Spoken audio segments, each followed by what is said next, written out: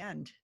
Yeah. It's an extraordinary choice, and there's no music. There's no, there's none of the bells and whistles that we're used to. It's straight verite. It reminded me of Titicut Follies. You ever seen Titicut Follies? No. I mean, I got a lot of inspiration from Ramona Diaz's Motherland.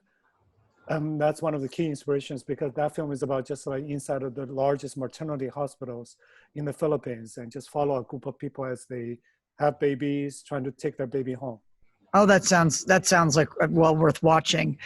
Frederick Weissman made Titicut Follies many, many, many years ago in the 60s about a mental hospital. That's right. Inside there. Yeah. I watched a lot of Frederick Weissman's films during the editing, especially in the early days of editing, trying to look for inspirations. Yeah, it was just reminiscent of that, because it really allows you to feel what it's like to be there, and that any of the elements that we typically put in our films would have taken away from that experience. And then you edited the film, yes? That's right. I was in New York.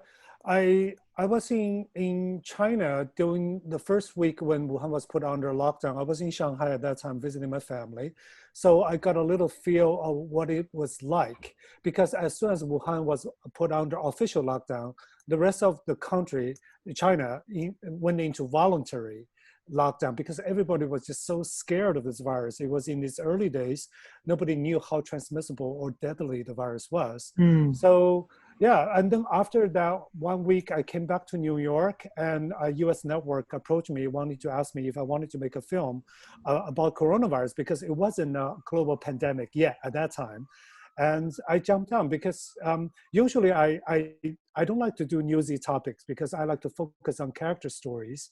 But this time it felt a little bit more personal, just because we had to cancel, trip for my husband and my 2 kids. They were supposed to fly back to Shanghai with me to spend time with their grandparents, but we had to cancel that as soon as we heard about this lockdown in Wuhan. And also my grandpa was diagnosed with late-stage liver cancer right after Chinese New Year, after I came back to the US, and couldn't even go back to see him because increasingly tight travel restriction. I ended up not being able to say goodbye to him when he passed away a month later.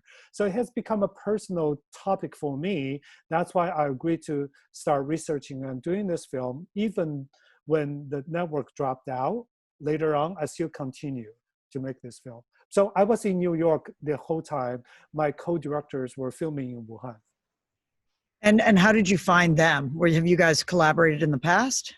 Nope, I've never met them before. And so far, I think with so the 2 co-directors, they were filming separately at 4 different hospitals. So they never met each other. So far, I think with each one of them, I only had video chat with them only once. And the rest is just through text chats and voice chats online. As soon as I started researching this topic, I just reached out to my filmmaker friends in China, also a lot of reporter friends in China, asked them if they knew anybody who's in Wuhan, because I think the first couple of days under the lockdown, it was still porous. You could still, like taking a train that has a stop in Wuhan, you can beg the conductor to open the door to get out. But after that, it becomes really like the entire city was tightly shut. It's really difficult to get in. So I was looking for people that, do you know anybody who's been filming there? So through, one by one, I was introduced to different people, and soon I was in touch with over a dozen filmmakers. And some of them were filming inside the hospital, some were filming outside of the hospitals. So I started talking to them, and they shared their footage with me. But what struck me was really my 2 co-directors' footage, because I think that was by February 10th. I had read so much about COVID, about this pandemic, but really, I mean, there was no direct evidence of how horrible, how impactful it is until I saw my 2 co-directors' footage. I mean, the first batch of rushes I watched was literally the opening scene, when you saw the nurses, right, running down the hallway, trying to say goodbye to her father.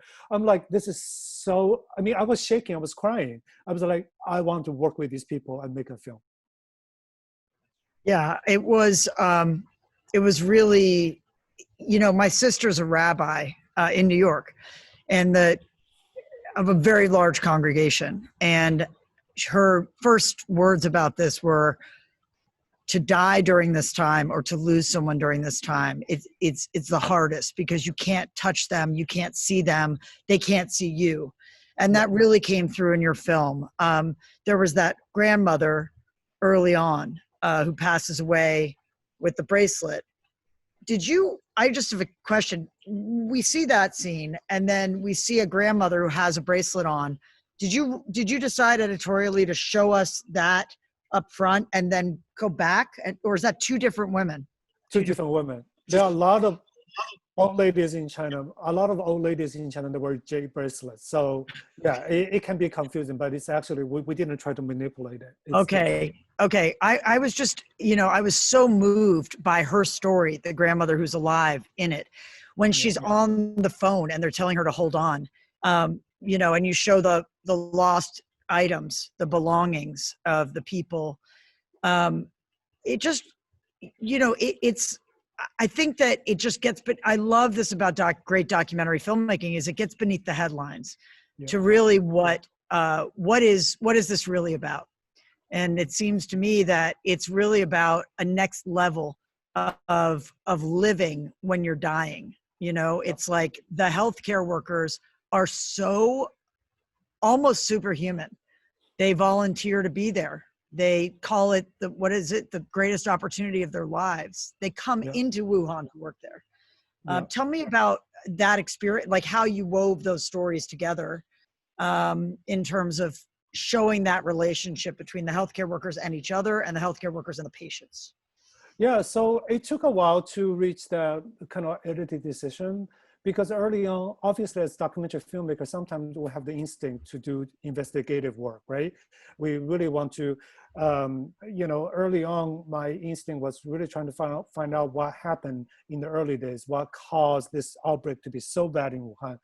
Because in late January, early February, I think the entire country of China was kind of angry and the government's mishandling and the early response.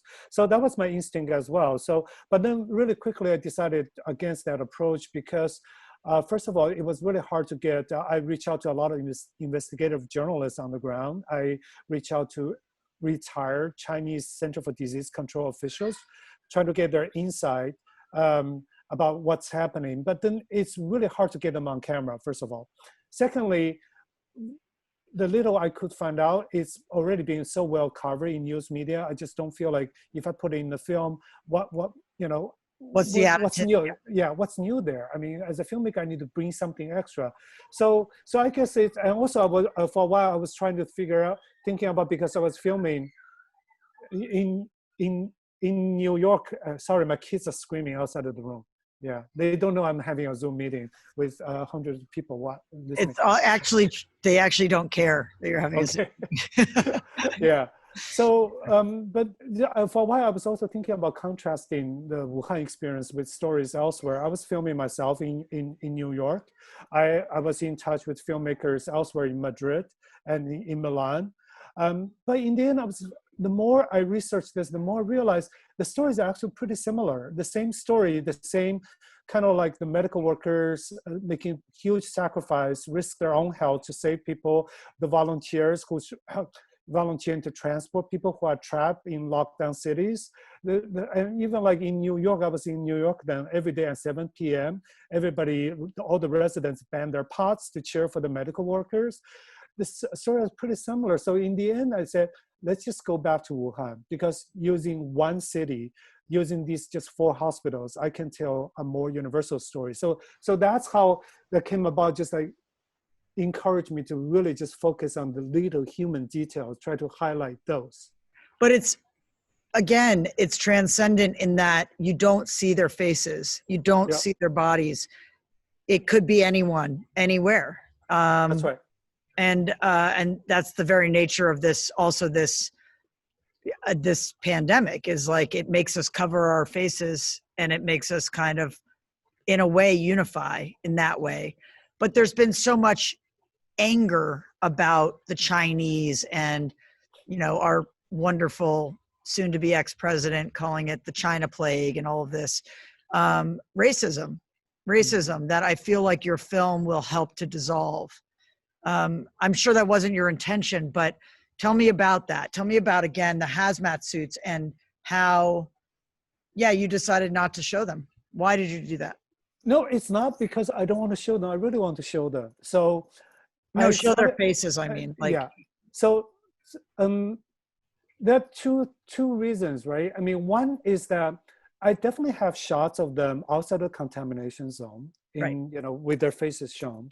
I try to cut them in, but those scenes were not emotional. It just flat. It just felt really flat and slowed down the film.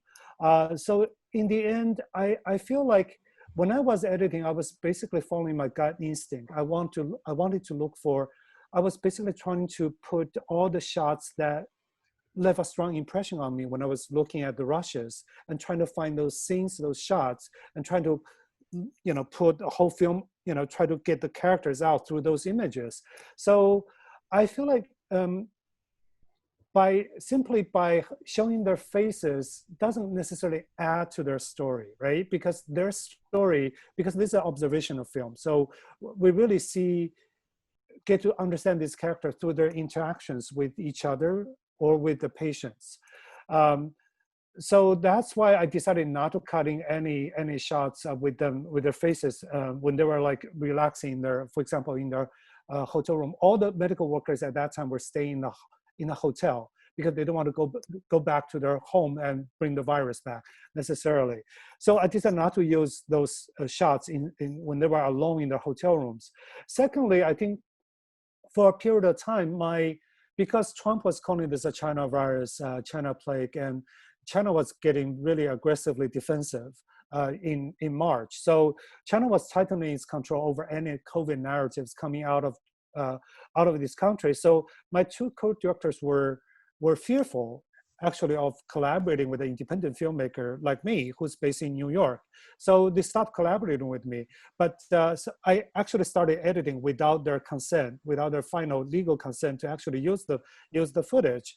And then because they were not collaborating with me, I really couldn't ask them to go back to do pickup interviews, to really have a sit-down chat with them, which is more like the traditional documentary approach. To really, get them to talk in front of the camera about their backstories. So I was limited by the footage I had access to, and then that's when I came up. I watched so many films, watched Frederick Wiseman's films, came up with the decisions that I'm just going to do a pure observational verite film. And once I have I've made that decision, I basically say, okay, it's also a tribute to, it's a good portrayal. It's really, this film is not about any single main characters. So it's basically paying tribute to the medical worker as well as to the patients. So that's why I didn't necessarily care about their faces or even their IDs.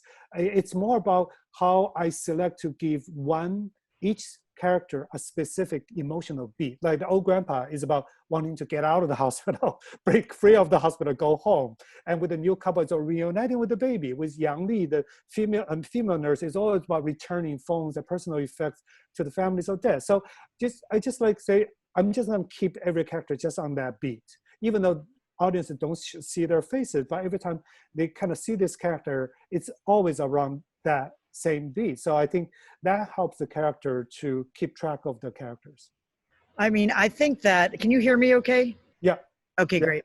My Zoom started saying it needed to relaunch. So if that happens, we'll take a question from the audience and I'll be right back. I had some technical issue while you were speaking, but I want to compliment the editing as an editor myself. I feel like the editing happens at this relentless pace and it really mirrors the pace of the place.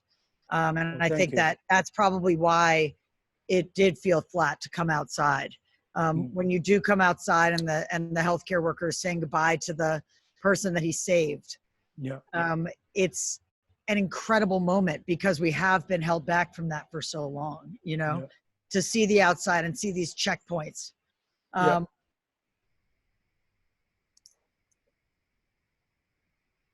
Wait, Ondi, we're not hearing you.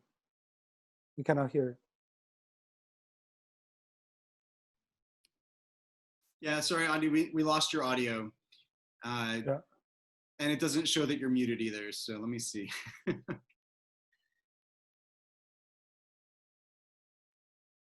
Okay, so should we take a question from the audience just to get things, Yeah. Ondi, a second to. Give me 1 sec, guys. Oh, there you are. Now you're back. Am I back? Okay. Yeah. Yeah, it just keeps going in and out. It's never happened before. I apologize. Were the healthcare workers loved through? You mean in the film or during the It seems like lockdown? they had like lavs, and how did you shoot it? The access, or your partners, how did they shoot? The access was incredible. It was incredible. No, it's not laughed at all. So one of my co-director Anonymous, he's actually a photojournalist. He was there shooting with a Canon 5D Mark II with no external mic, just use the on-camera mic. The sound was horrible. When I first received the footage, I was shocked. But then in the end, because there's so much humming, machine beeping, and background noise, and also, my sound mixer did a great job mixing it. And so in the end, I think we felt okay. But the actual sound recording, so it peaked like half of the time. It was a nightmare for an editor. It sounded amazing. Your mixer should get a sound mixing award. I want you to send me his or her name afterwards, please, because it's insane. I actually thought, how did he get the sound? And how did they, do you know, how did they function with these hazmat suits on? They're taped in. Yep. They not use the bathroom? how do they function? And how do they stop the spread from within the facility? I think you can hear the hum. I think that the sound mixer cleaned up the background noise a lot. There's a fan constantly in the hallway in the room. There's always fresh air floating, even in the winter time. So that's one thing they did. And second thing is that because at that time, everybody was so afraid. You saw in the film, they taped out even like any openings right to the suit, taped it out. How are they breathing? It was really difficult to breathe. You can see they have at least two layers of mask, and sometimes with a shield and with a goggle that's fogged over. It was chaotic and the very beginning. And for my two co-directors, I really want to give them the credit for having taken such tremendous personal health risks to be filming inside the contamination zone. They were wearing the same set of PPEs, right? Same layers, and they suffer the same kind of nausea and not being able to breathe and feeling extremely hot. And my co-director Weixi Chen actually suffered fever for a whole week. So for a while he thought he had COVID, but then when he went to the hospital later, a week later, his test came back negative. But even now, we still don't know whether he contracted COVID or not, because the early tests were not that accurate. So, but the knowledge of the pandemic and the disease, actually the virus, had to have progressed so much in the course of filming from January to March. The movie starts and they're already fully suited, and it seems like they already know they need ventilators and they don't have any. Yeah. But, and then by the end, there's ventilators everywhere, because it's a city of 11 million people, right? It's the biggest city in the middle of China, in inland China. Yep. Yeah. So, what about the progress? Because you must have been tempted. Yeah, I understand you shot in multiple facilities, right? It's composed of footage in 3 or 4 hospitals. Is that right? 4 hospitals. 4 hospitals. Yeah. So it looks like it's one, first of all. You really feel like you're anchored in this place. And I think that's wonderful and a testament to your editing again. But yeah, how did they know? What did they know at the beginning that they then what didn't they know at the beginning that they then learned? I think China, the bureaucracy in China, once they received the order from the central government to control the outbreak, they actually listen to scientists, right? They follow all the infectious disease control protocols. I think the chaos in the early days of the outbreak in Wuhan, the lockdown in Wuhan, was because of political failures and the suppression of information in the early days in January. That's what made the situation so horrible in the beginning. But as because there are so many detailed changes during the lockdown. With the documentary film, I decided not to go in there. For example, like almost every other day, there's a big scandal coming out in the early days of the lockdown. The central government completely changed the provincial and municipal government leadership 10 days into the lockdown because they saw them were totally fumbling in the management of the lockdown. So after the central government completely changed the local leadership, and after the central government encouraged volunteers to go fly into Wuhan to support the local hospitals, things started improving. And also the government really trying to identify all the positive cases and then triage them. The serious cases go inside the hospital. The cases show mild symptoms, they go to quarantine center. And so basically to have a close watch on everywhere that the virus could go. So that's what brought it under control so quickly. Yeah, it was incredibly well organized. And I think that's a lot of what we hear about why the US has not brought it under control, is because we don't abide the rules very well in this country. Yeah, but there's also also debates even in China in the early days, considering the government's measures were too draconian, right? A violation of human rights. There was even within China, there was discussion and dissent. But later on, as we saw how we compare what the situation in China was, and also how other countries, especially the United States, messed up its response. So yeah, so that's why, once again, going back to why I decided not to talk about the politics and comedy, because it's like, we don't know. I mean, back in April or May, I think people started wondering, maybe China did the right thing, right? That's when we started thinking about that. Nowadays, looking back, it seems like Chinese government did do the right thing by using such drastic measures, trying to really severely limit people's freedom of movement. But then, we don't know. Maybe a year from now, the verdict will be even different from the conclusion we have right now. But that's not something, I don't know whether the US can ever do that. One thing is for certain, the humanity of the people on the ground there, I don't think we were ever exposed to it before this film. I don't think, I certainly, maybe your experience is different, in that you have a lot of family in China. But I think for most of us, we never really got a view into the situation there and to have the empathy for it, Thank you. Yeah, it is really an extraordinary accomplishment in that way. Thank you. That's I guess that's a subconscious desire, which is to always show the complex humanity in my stories and not to put labels on it. I just absolutely hate labels. I feel like throughout the world, there's more similarity in us, but then, in a lot of discussion, we try to make things simple, right? We try to, and also a lot of time when we talk about a country, we usually make the government and the people synonymous. So right now with this film, I'm really trying to make a separation. You can look at the people, how they make their day-to-day decisions to be nice to each other. So you had your network interest you in it. Yep. And then you signed on, and then they departed. Yeah. Why did they depart? And, in a nutshell, but just to look at what I call the doc side of docs, the dark side, you have assembled quite a team behind you. Some of my favorite people in the doc world are behind this film. And how did you go about accomplishing that? I think the network dropped out because they had a different vision. They wanted to do a more global story, where my heart had always been just the Wuhan, because I have a strong personal connection to the stories there. So that's the main reason. But I'm still very grateful for them to brought me on. Otherwise, like I mentioned before, this is not a topic I would have approached at all. I always feel like somebody else must be making a film about this. I don't. Well, stylistically, it is absolutely the polar opposite of People's Republic of Desire. Yeah. Oh, by the way, We Live in Public when I was editing, People's Republic of Desire. That's why I thought perhaps you had seen it. Your graphics are incredible.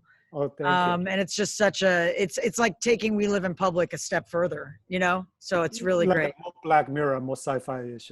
Yeah. Yeah, but it's fantastic. Thank you. But it's the opposite of this. Absolutely. Yeah.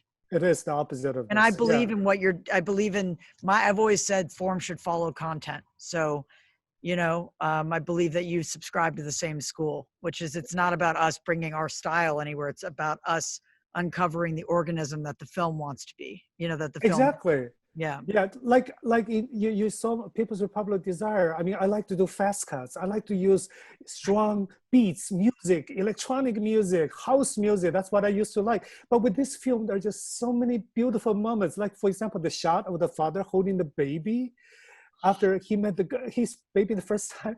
That shot was like 15 seconds. I wish it could be 5 seconds, 10 seconds longer. I could just stare at that image forever. I had no need to have any of those things, And I'm the same way. I'm like a fast cutter.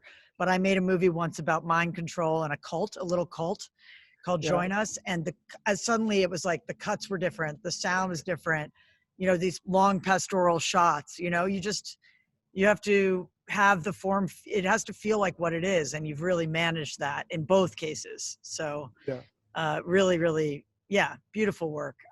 What's your favorite moment in the film? Is it the father holding his baby, or what? The baby storyline for me is the best. I love it so much. It's wonderful to follow throughout. Yeah. And to see kind of them dealing with the bureaucracy from their apartment and that they can't pick the baby up. And it's a really good arc, and that baby being the champion breastfeeder of the ward. My son watched it with me, and he's just 17, but he was like, I was the champion breastfeeder, But you feel for that baby just not being able to be touched, Yeah. And you feel for the elderly not being able to be touched. And it really brings an impression of the importance of that human contact from the very moment we're alive. Yeah. So, but what was your favorite moment? I went on, sorry. No, that's wonderful. I think every person definitely has his or her own favorite character. For me, it's when the male nurse tried to really take the hands of the old grandma. The grandma was still conscious. He was saying, you don't have family here, where are your family? Because, it's like my grandpa. My grandpa we had such a hard time getting him inside a hospital, because all the hospital beds were reserved for COVID.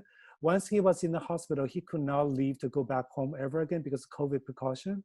And I wasn't able to say goodbye to him. So I feel like that's my immense guilt, that not be able to say goodbye. But it comforted you to see that moment, because it makes you feel like maybe he wasn't alone in there.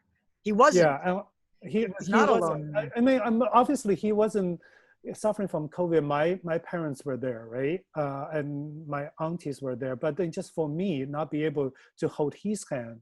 And so when I saw that image, I was in tears when I watched it for the first time.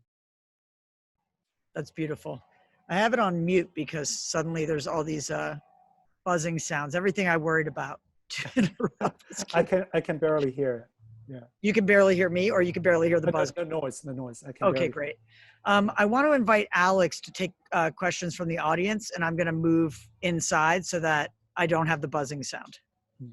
So I'll be back in a sec. Yep. Okay.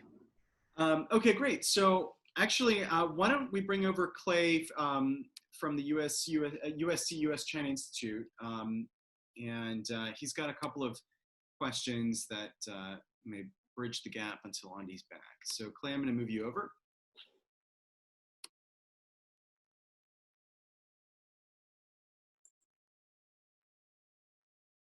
Hello, and thank you. This is a fantastic film, one that I think educators, a lot of people are going to be using for a long time. We see in the film, you've managed to make it seem like it's an ICU anywhere, right? In some respects, well-equipped, highly devoted people, well-trained people responding in, as exactly you would want to be cared for in such a crisis. But we know that one of the reasons that China opted for such dramatic, draconian measures is that not every place could deal with this. And even Wuhan and even the hospitals where the reporters were. And I was wondering if you could say a little bit about that, because I think it's just an astonishing film. But is it It's certainly not the whole story. No film could be, but it tells an important part of the story, one that got missed in the focus on some of the shortcomings, some of the stumbling, the lack of transparency, things like that.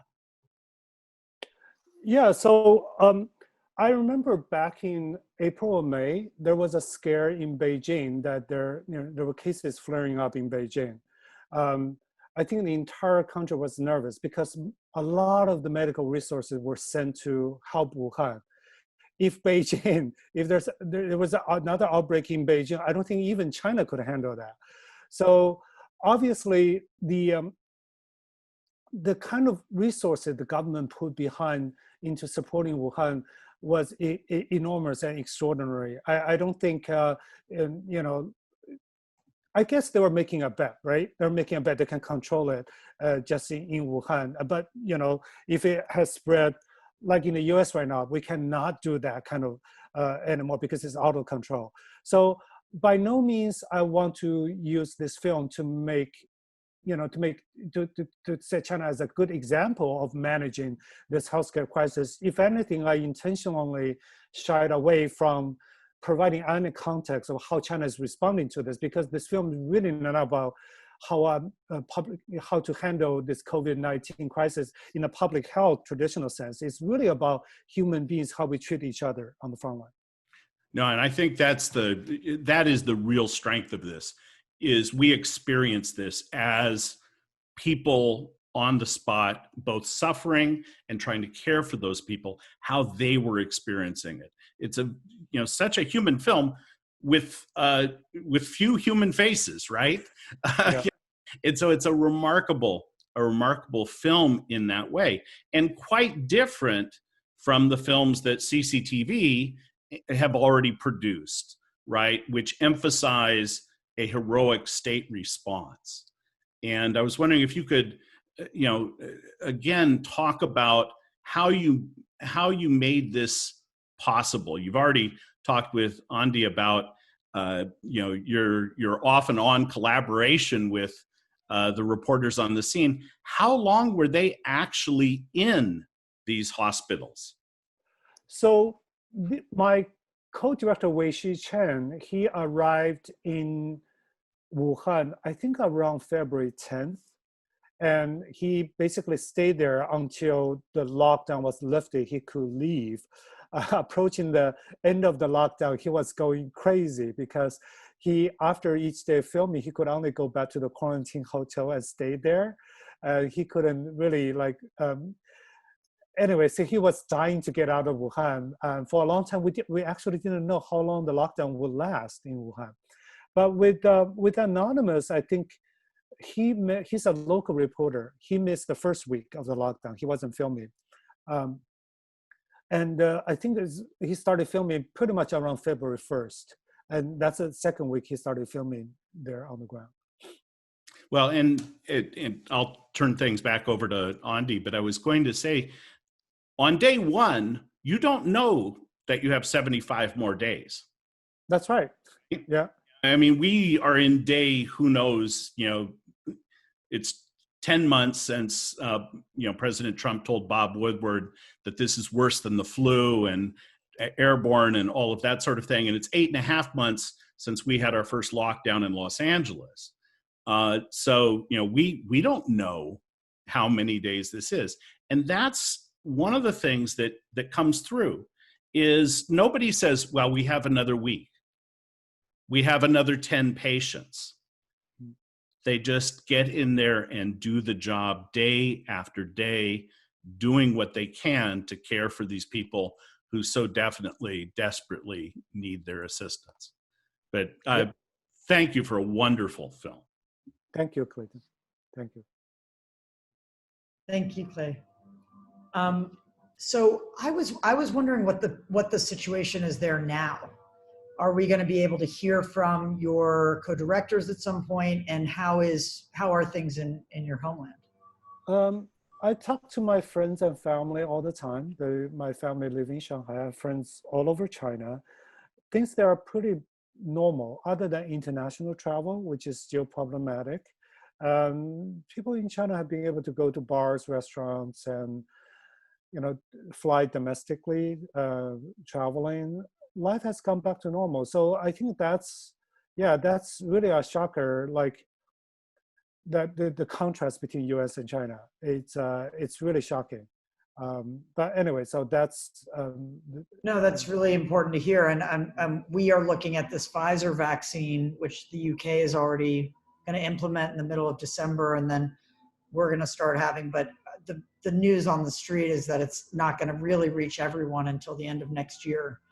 You know, I hopefully they'll speed that up. But what about in China? Are they vaccinating? Are they going to? Or is there a different company that's also leading in that way? Or China has several good vaccine candidates. And the problem with China is that because China has ironically controlled this so well, they don't have enough cases for them to test the vaccine against. So they have to recruit candidates for testing overseas. Like in the US, we've been doing for vaccine development, it's been great, right? Because we have so many cases. So it's easy to find out whether the vaccine is effective or not. So, but China do have some vaccine candidates, and they approved the vaccine for emergency use. I've heard numbers like over 1 million people, especially business executives who have to travel widely within China. They've taken the vaccine. There hasn't been severe cases of side effects, but the problem is we don't know whether they're effective just because they haven't been exposed. Even those people who've taken the vaccine, they haven't been exposed to the virus for us to know whether they're truly protected. how about your co-directors? They are doing well. I think sometimes I ask them if they really want to go back and do pickup shoots with the character. They are like, no, they don't want to do it anymore. The filming, it has been such a traumatic experience for everybody involved. I think the entire city of Wuhan was traumatized. And I know some other filmmakers are making follow-up films about how the population recovers. So I think that'll be an interesting story as well. So on one hand, people want to move on. People really do want to move on. On the other hand, it's like, I don't know when the timing will be right for us to really look back and contemplate on what we have lost. Can they be part of any of these Q&As? Anonymous right now still doesn't want to, because I think I saw in the Q&A somebody was asking about permission. So maybe I can just, like, as we talk about why he remains anonymous. Both of them are reporters, so that's why they can show the reporter badge and to the hospital say, I'm here doing reporting job, can I go in or not? And especially in the early days of the lockdown, it was so chaotic in the hospital. So the hospital they actually welcome reporters coming to report on how dire the situation was. So they could get donations from the society in terms of PPEs. They were running out of PPEs in the early days. And also the decision was made by the hospital chief. It's hospital by hospital. So that's why my two co-directors could get inside some of the hospital. There's 2 hospitals where they have the most severe cases. There are 2 hospitals where many of the medical staffs themselves were infected. Those 2 hospitals, nobody could get in unless you're a state-sanctioned TV and film crew. You could go in and film.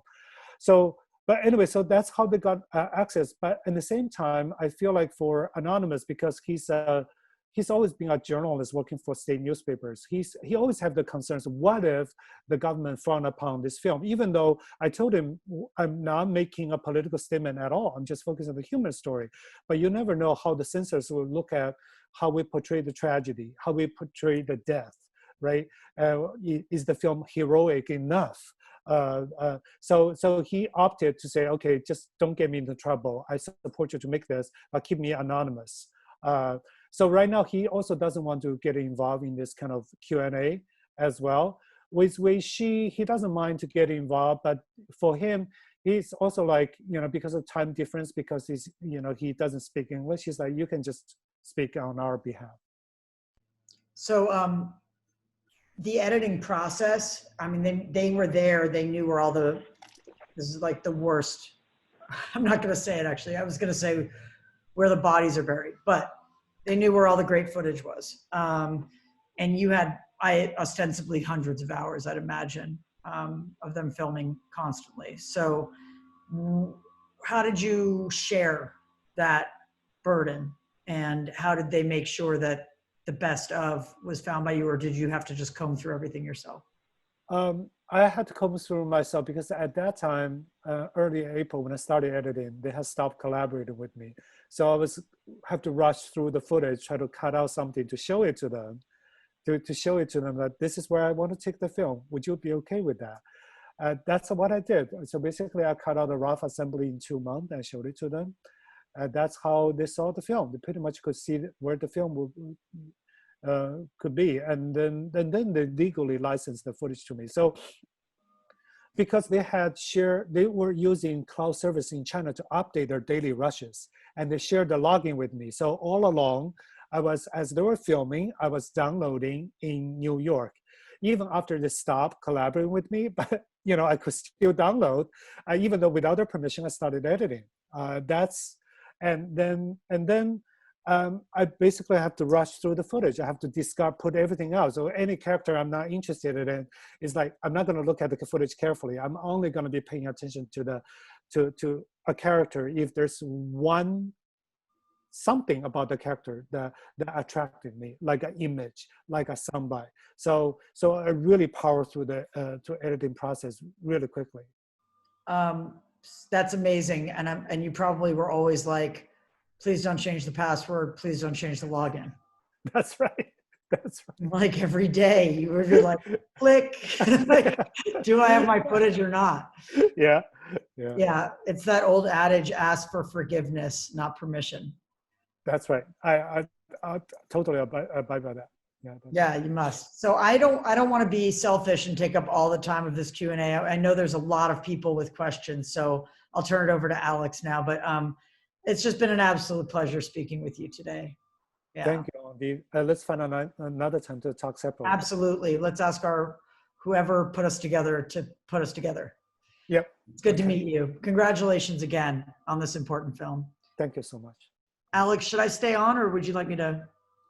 Oh, either way, it's always lovely to see you. But at this point, I'll give it over to the audience. I'll stay on as a spectator.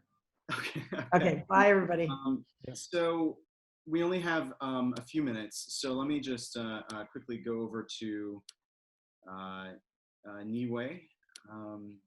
And I'm going to move you over, make you panelist.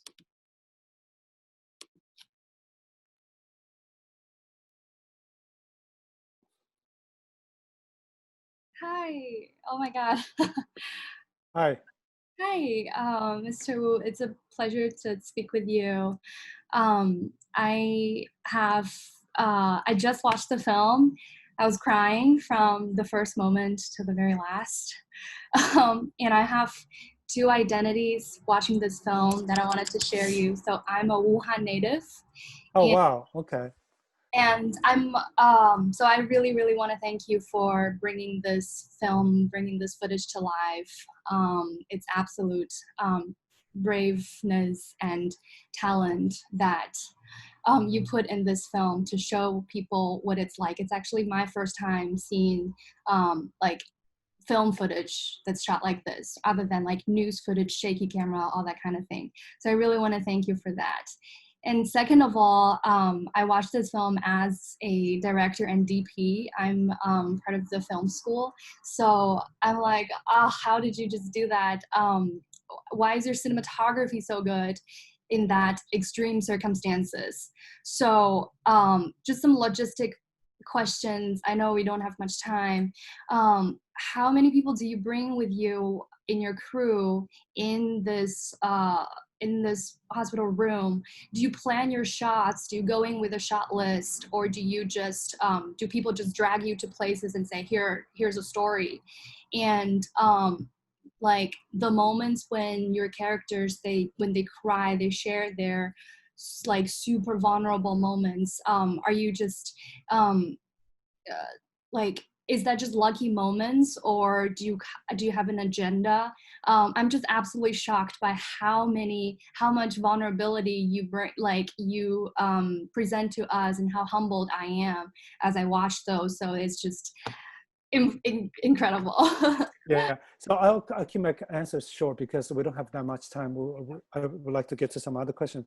No, I mean, most of the film decisions were made by the two co-directors on the ground. So each person was filming as a one-man band, and each person with no sound person, and then, you know, they just have some on-camera mic. They were just roaming inside the hospital, keeping on filming. A lot of the shots you find shocking probably were shot by Anonymous, the co-director, who was a photojournalist by training. So a lot of time, even though his habit, it was really to, you know, to frame, to get the framing right. So Weixi was more like a verite. You see a lot of like tracking action shots, like the old grandpa walking down the hallway. That's shot by Weixi. But Weixi is more, yeah.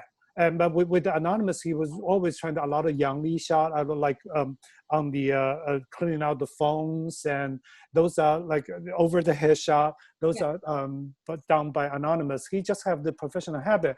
I think I got lucky with these both directors because they actually have the instinct to stay with the shot. So their shots are pretty long, but a lot of times, you know, novice documentary camera persons that their shots too short. It's really hard to edit. For them, they actually stay with the emotion, stay with the character.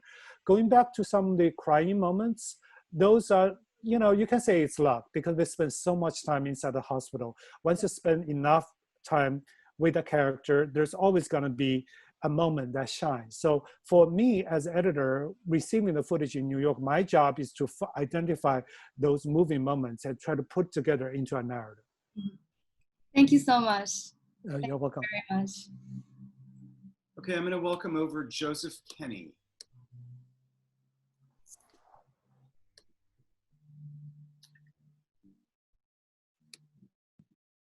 Yes, hi. Hi, Joseph. As weird as it sounds, thank you. That was the movie, the documentary was an unbelievably intensely emotional experience. And as mentioned in the discussion, it even though I visited China in the past, it really gave me a deeper appreciation for the humanness of the average Chinese person.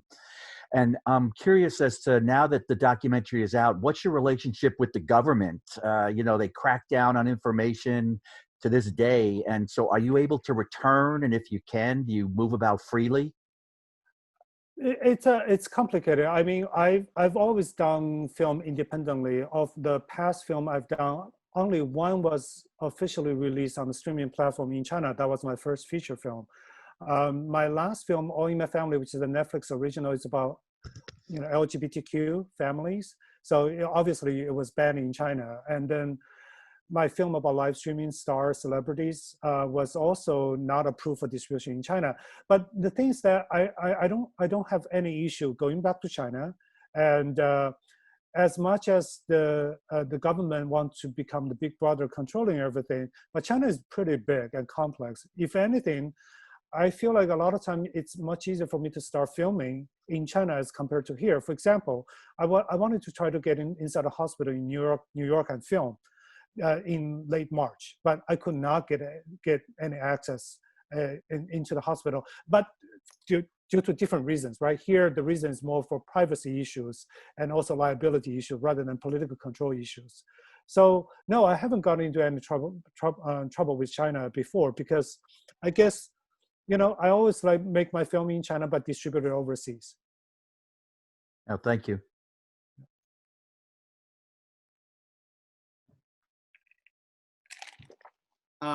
Unfortunately, and I know that there are all these questions, but we don't have time to get to any of them because there's a very packed schedule, unfortunately, with how having other journalists needing to give him a call in just a couple of minutes. So I'm really, really grateful for the time that we did get to spend with you and the fantastic interview that Ondi did.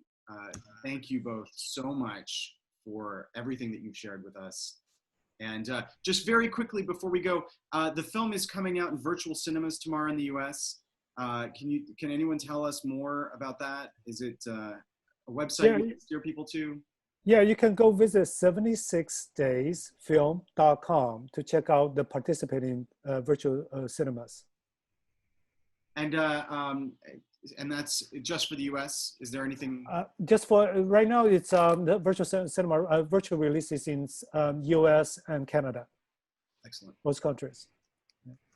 So please help tell your friends. Great. Well, thank you both so much.